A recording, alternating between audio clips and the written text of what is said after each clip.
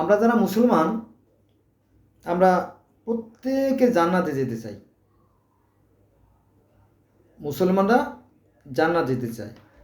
শুধু মুসলমানরা জান্নাত যেতে চায় না, পৃথিবীতে যত ধর্ম অনুসারীরা আছে সবাই জান্নাতে যেতে চায়।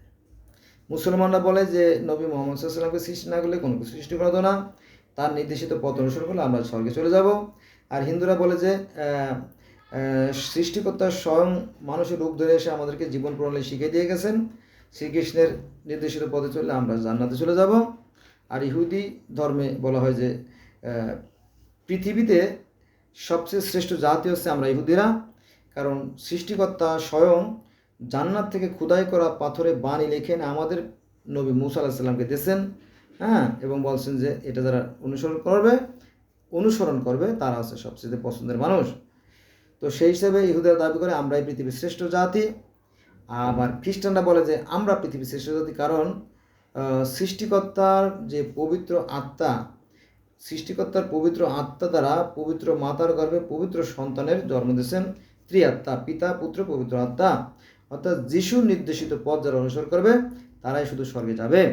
তার মানে এখানে হিন্দুরাও স্বর্গে যেতে চায়, ইহুদিরাও স্বর্গে যেতে চায়, খ্রিস্টানরাও স্বর্গে যেতে চায়, মুসলমানরাও স্বর্গে যেতে চায়। আবার এদিকে যারা পার্সিয়ান ধর্ম অনুসারী তারাও সেই সিম্বত সাঁকো পার হয়ে স্বর্গে যেতে চায়। আর অন্য অন্য ধর্মের লোকেরা তো আরও বেশি স্বর্গে যেতে চায়, কারণ তারা বেশি সৎ কাজ করে।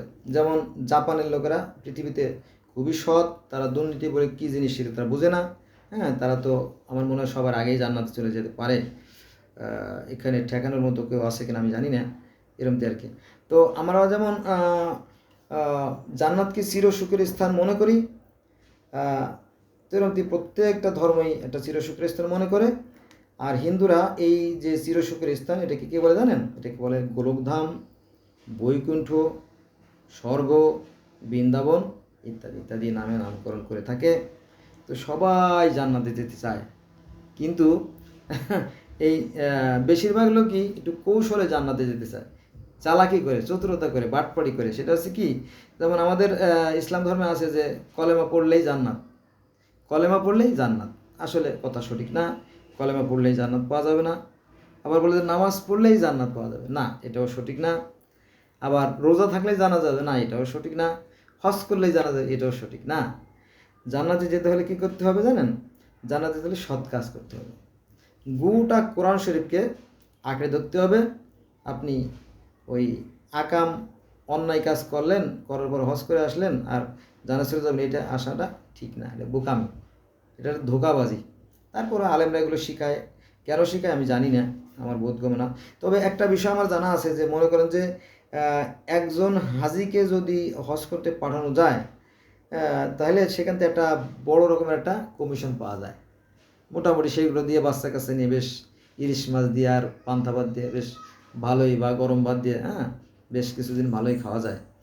আমার মনে হয় এরকম একটা লোভ এখানে কাজ করতে পারে। তার মানে কি সবাই জান্নাত দিতে চায়। বোঝা গেছে বিষয়টা? তারপরে কিয়ামতের বিষয়টা আমি আলোচনা করছি যে কিয়ামত, আমরা যাকে বলি কিয়ামত, সনাতন ধর্মের যারা অনুসারী তারা বলে একে মহাপ্রলয় বলে, মহাপ্রলয়। আর ইহুদি খ্রিস্টান ধর্মেও সেই কিয়ামতের কথাই বলা হয়।